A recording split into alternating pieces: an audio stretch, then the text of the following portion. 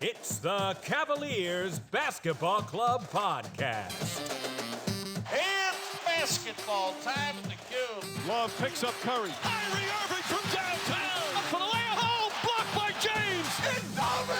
The 52-year drought is over. The Cavaliers have won the NBA championship. Cleveland, this is for you. Sexton works on Irving. He knocks it down. Allen to Garland, 1 second left from midcourt. Strong as well. Oh, what a rejection by Mobley. And he throws the hammer down.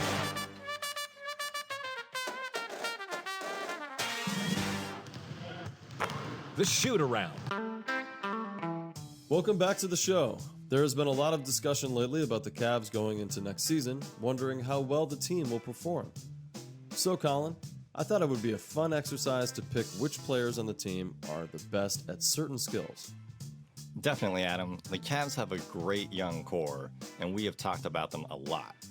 Next season should be exciting, and this should be a fun episode to figure out who is the best current Cavalier. I do want to give credit to Mac Perry and Braden Todd, who had some great discussions on Twitter around this topic. Make sure you give them a follow. Well, Kevin Durant has reportedly given the Nets an ultimatum, saying that he won't return unless head coach Steve Nash and general manager Sean Marks are fired. Some are now saying this was bad for Durant's image. Do you agree? You and I have talked too often about this. We are still elated that all the stuff with the Nets got us Jared Allen. We can't not bring that up every time the Nets stuff comes up. But I would completely agree with a lot of folks that this isn't great for Durant's image. It's not great for him to give this ultimatum because he doesn't really have that much power. He has a lot of money. He has a lot of influence. He is a top 5, 6 player in the league, but he still has 4 years left on his contract with the Nets. And I just think that it comes across as this is a guy that thinks he has more leverage than he actually does. What do you think? Kevin Durant solidified a bad image in this league, in my opinion, when he joined the Golden State Warriors to win a championship. And now that he's joined his buddy Kyrie in Brooklyn, and it's turned out the way that it has, both of them don't look good on the way out the door. Obviously, the Nets would want to keep Durant over Kyrie, but I really don't know how they'll keep either player at this point. And considering that Durant requested the trade weeks ago before this has come out, which is that, oh, well, I'll stay if you get rid of the coach and the GM. Well, you've already basically said that you want to go. And why would we now make drastic changes to the rest of the team just to find out that that still isn't enough and you still want to go? So, yeah, I think you're totally right. I think he has no position of power in this moment. And other than being locked into a contract with the team, he really needs to stop talking. I don't really see the benefit in him demanding anything from them other than what he already has, which is a trade. And if there's a means to keep him there, then fine. But clearly they're not interested in shelving the plan of what the GM has in store and what they're doing with Nash as a coach. So what I would say is it's just another indication of kind of how Kevin Durant has always believed that he is LeBron James, or he is a LeBron James within the league. And he's not, because LeBron would have this power. He would have the ability to say, nah, not that guy. You're going to get rid of him. I want a different coach. I want a different GM. And maybe it's just the way that he goes about it that he gets what he wants. But I think it probably has more to do with the fact that he has been and continues to be the greatest player in the world. And Kevin is still trying to catch up to that. So this is another example of Kevin Durant thinking that he's owed more than he's going to get. Are the Cavs the best team in the East? The Cavs, Adam, are not the best team in the East. They are a very good team in the East. They're a team that has the potential to be the best. I would say that you and I would probably pick in about a year or two, depending on how this season goes, for them moving into that upper echelon as being a number one team in the East. The East has become much more of a difficult conference. Even last year, it was tougher than the previous year. And going into this season, it is a very tough conference compared to even 3 or 4 years ago. A lot of that was who we talked about at the top with Kevin Durant and Kyrie moving both to the East to the Nets, but then also you had Giannis finally hitting his stride as a superpower type of player. And then Boston is becoming a tougher team. They're finally getting their act together. And then also you have the Raptors and the 76ers, who are also tough teams to play against as well. The Cavs had some fun games against the Raptors, but really had a tough time dealing with the 76ers just because of Embiid. So overall, I would say the Cavs are a very, very good team in the East, but right now they are not the best team. It's a loaded question, and it's absolutely still the off season, and you and I are trying to fill these podcasts with something to talk about. What? Yeah. We let him in on the secret, Colin. Overall, it's impossible to say that we're the best team in the East because we ended the season as the 9th seed and missed the playoffs. We have some growth still and a few things that we still need to prove. The record that we had about midway, I'd say even more than midway, going into the All-Star break, that was the most compelling. If we can have similar success coming into this next season, I really don't think we're going to have a drop-off heading into the playoffs the way that we did last year. Now, honestly, we always say it every episode, injuries, you don't really know what's going to happen. But this team, especially with the pieces that they have brought in over the offseason, and hopefully what they'll be able to do with signing Sexton, they're a much stronger team, a much more well-rounded team coming into the year. You're correct. The East has gotten harder, for sure. What I'm fascinated by, it's not so much that the talent at the top is insurmountable. It's that 1 through 10 are all pretty close. Mm-hmm. And that used to be very similar to what you would see out of the West for years. The West was always really neck and neck, 1 through 10, or 1 through 8, but you know what I mean. And now the West, there's a big drop off where the top 5 are extremely good, but the bottom 5 are not so good. And if we had been in the West last year, we would have made the playoffs. We would have been the 8th seed. Well, that still would have been the play-in. Well, we would have made the play-in, but we would have been in a greater position as far as the seeding. So we would have been probably able to win those games. And we only needed to win one, and we lost both. But I do think that just looking at what talent you have in the East and kind of where we fall with our talent, there's no reason to believe that we can't be in the top 5. So my answer to this question for today is we're not the best team in the East, but we should be in the top 5.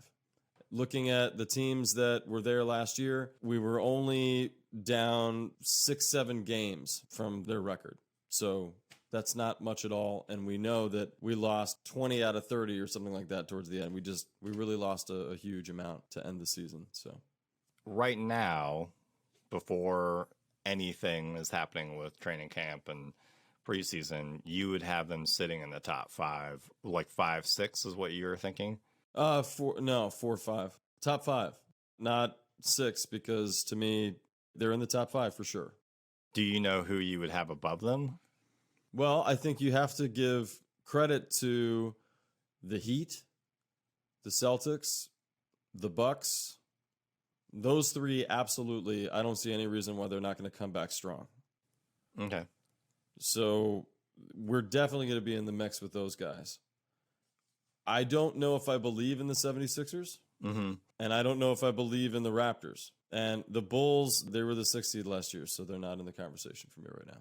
So the top 5, 2 of those teams, I could see us replacing one of them, possibly. Okay.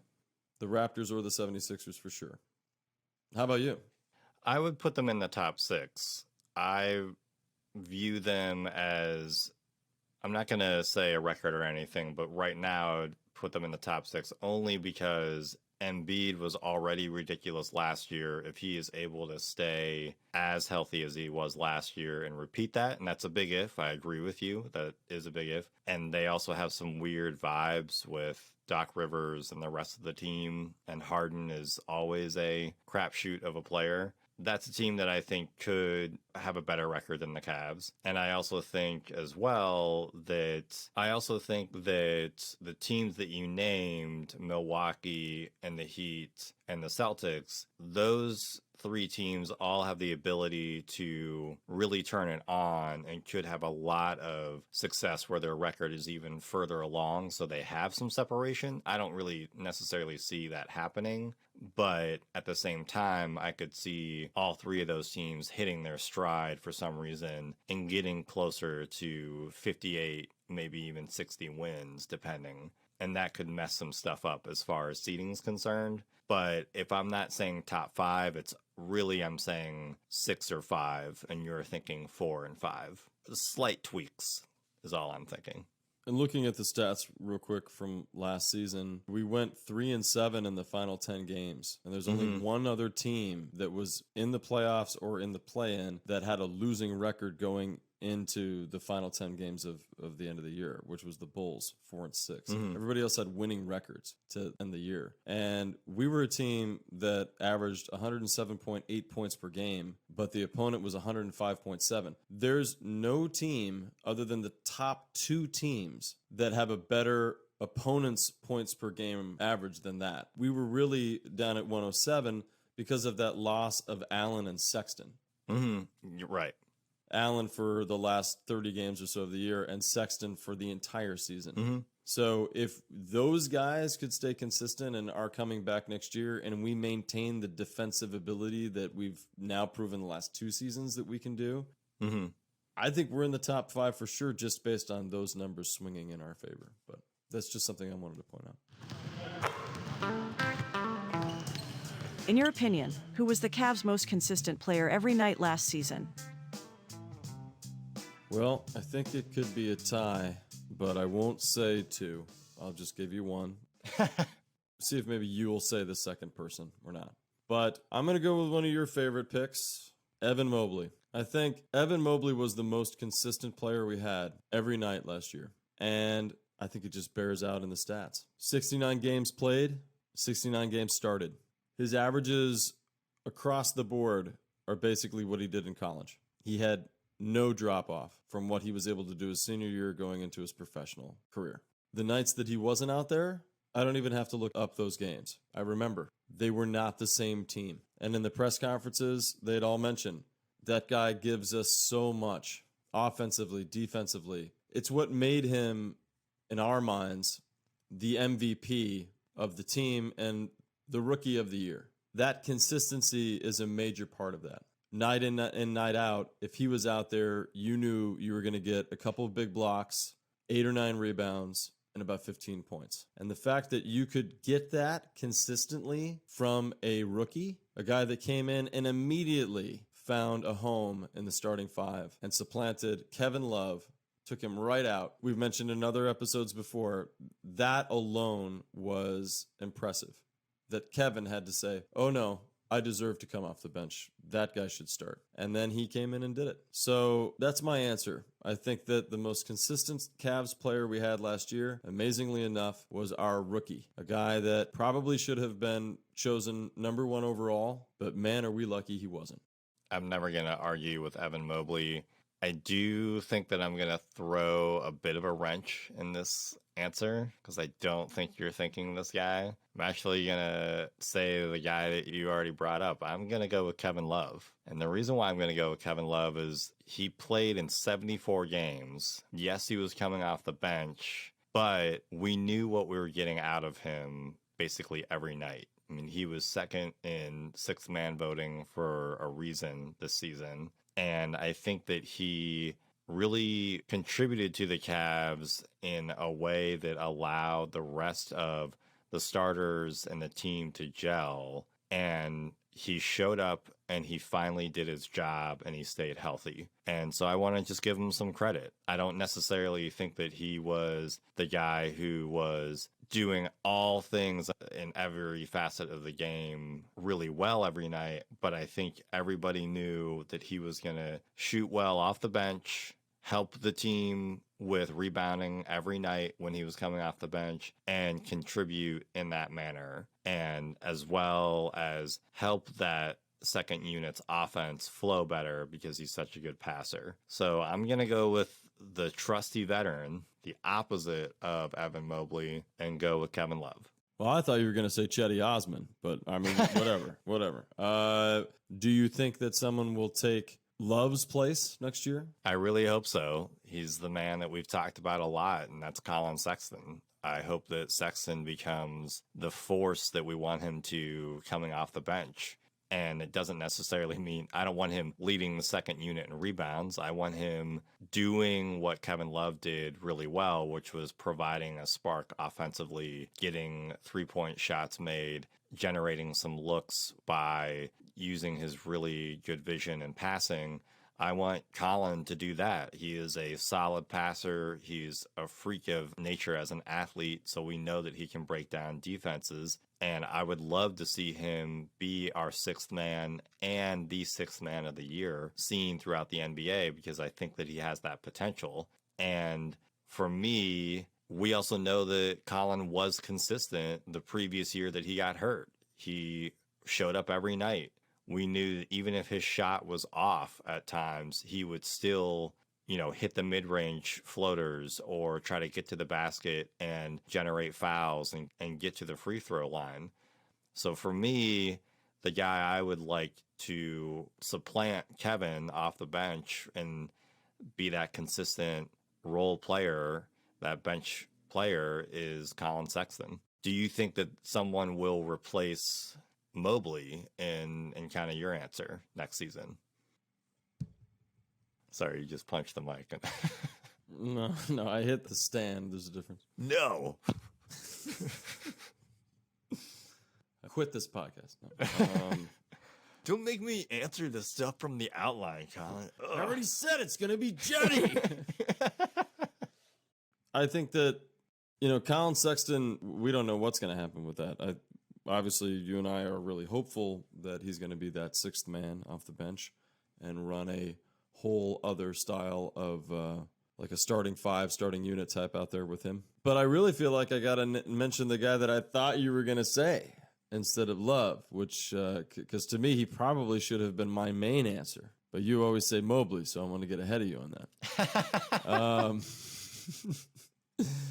I got to say Darius Garland, because I think probably when we really stop and think about it, he probably was the most consistent player on this team last year. Yeah. 21 points averaged a night, 8.6 assists. When he wasn't out there, we weren't winning any games. It was just not going to happen. Now, granted, a couple of other players, when they weren't out there, it got hairy. Mm-hmm. But Garland was the player for our team last year.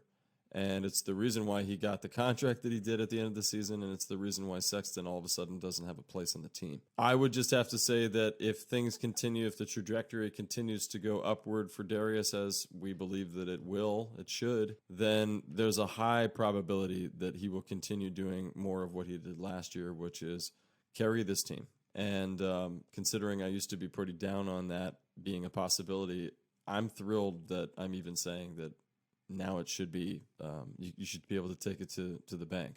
So probably Darius Garland. But again, this is the wonderful situation that I think you and I know Cavs fans are in coming into 2023. And it's that we are loaded. Mm-hmm. We have all kinds of possibilities here on this roster, and it should be a good season. Knock on wood. Well, I'll just add a little note about Darius. I agree.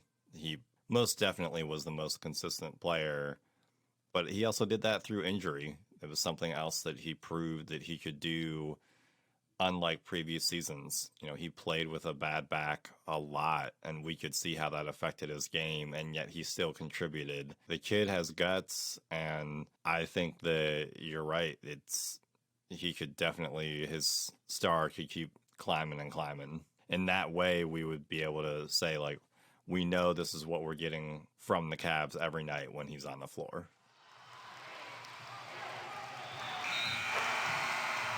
The final seconds.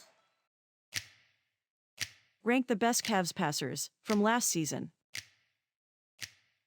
We just talked about him. I'd go with Darius first.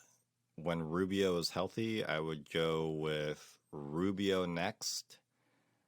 Probably in my mind, I would go with Kevin Love after that. Then Sexton. And then maybe Mobley. Those would be my answers. Garland certainly is the best passer on the team from last season. You have to give him that. Rubio has a great touch, but sometimes is a little bit like Brett Favre. He tries to squeeze some things in there that don't really work. And gets a lot of things picked off. So his turnovers can kind of get him in trouble there. I think Kevin Love is a terrific passer for his position and for the way that he plays the game. I would maybe move Sexton up above him if Sexton was asked to do more of that, and possibly going into next season, that will be the case if he plays that six-man role more. And then I think it's a fine thing to end with Mobley, because Mobley, that's the beauty of what we believe he can be. Just all phases of the game, he's impressive. Mm-hmm. And his touch on the ball, whether he's shooting or passing, is part of that. Who is the best shooter on the team? I think the best shooter on the team is Kevin Love. I don't know if Kevin is still always the best shooter at this point in his career, but I think he is one of the best shooters on the team just from the longevity of that career, especially his time in Minnesota. Since coming to the Cavaliers, he wasn't really asked to shoot the ball the same way, and now he's become predominantly a three-point shooter a lot of the time. But his touch is impressive for his size and for his abilities in general. So I would just say I think Kevin Love is probably the best shooter on the team, even though Garland and Sexton, I think, are close in conversation. They just don't have the career to lean on for me to say that they're going to end up being as good of shooters as Love has been. Yeah, I would agree with that. I think that Garland would be my obvious choice in the sense of how he's improved. I'm also really intrigued to see how Ochai does, because if they have him set up correctly and that he's fitting into the offense in the right spots of where he can really progress, I think that Ochai could be a very good shooter for them next season. I'm not saying the same level of Kevin Love for his career, but for this team, I could see something like that happening. Who is the best defender on this Cavs squad? Well, we've brought up Mobley a lot, but I'm actually going to go with Isaac Okoro right now, only because he's still going to be asked to be the primary defender that will go up against the team's best wing or guard player. That is a lot to deal with, and Isaac has done that consistently every night. He stays relatively healthy. He is a guy who doesn't get burnt often on defense. He can be a great point of attack defender for this team, and he's someone that we really value for his defense, and why he was drafted is because his defensive capabilities are so high. So I would pick Isaac Okoro as the Cavs' best defender. You? Yeah, Okoro is a terrific choice, especially with, like you said, what he was able to do coming in from college and guarding the starting small forwards on teams across the league. I'm never going to forget that. And it's one of the things that makes me realize that we always have somebody on the bench that can come in and challenge the starters, and we don't have to worry about that. But just to keep things interesting, I will choose someone else. I will choose Jared Allen. In the time that he was not out on the court last year, we fell off defensively. And frankly, even Evan Mobley kind of became human. Allen, I think, is a major part of our presence as a team, especially underneath. Just from his defensive rebounding and blocks, he is a huge contributor to our defensive presence. So I'm going to say Jared Allen. Who is the Cavs' best player? I'm going to say that the Cavs' best player is Colin Sexton. Wow. All right. And I'm going to say that because Colin had 3 seasons that proved that to be true. Coming into this year, he was the man on this team, and he was averaging about 25 and 5 a night. And I always give him a little bit of extra padding there, but that's about what he had. I don't think there's been a drop-off in his game. I don't understand why a meniscus tear will make him any less than what he was. And I really think that the Cavs are possibly going to miss out on the talent that they know that they have. That's just the unfortunate thing that happens from drafting 2 guys that play the same position and hoping that they'll figure it out. They'll be able to work it out together, play together. Fate intervened, and Garland got the chance over Sexton this last season, and now it's Garland's team. Well, I really believe that Colin Sexton is still that player that he was prior to the injury, and therefore he is probably the best player on this team. What do you think? I think that's a bold answer. I mean, I like Colin a lot. I'm actually also going to go with a little bit of a curveball answer, though, and go with the guy that you talked about in your last question, which is Jared Allen. The main reason why I would pick Jared Allen as the Cavs' best player is everything that he has unlocked for this team since he got here. All of a sudden, this team went from a middling 20 wins a season type of team to a team that has really progressed and is now talking about postseason play. It's not just his mindset. He's become a better player, but it's how his chemistry with Darius Garland, his chemistry with Colin Sexton when they've been on the floor together, and his ability to kind of quarterback the defense and really help Evan Mobley be unlocked on defense as well. I think he is a linchpin for this squad. And you brought it up earlier. When he went out, the whole team suffered. Yes, their defense dropped off, but that also meant their offense dropped off as well. So I would go with Allen.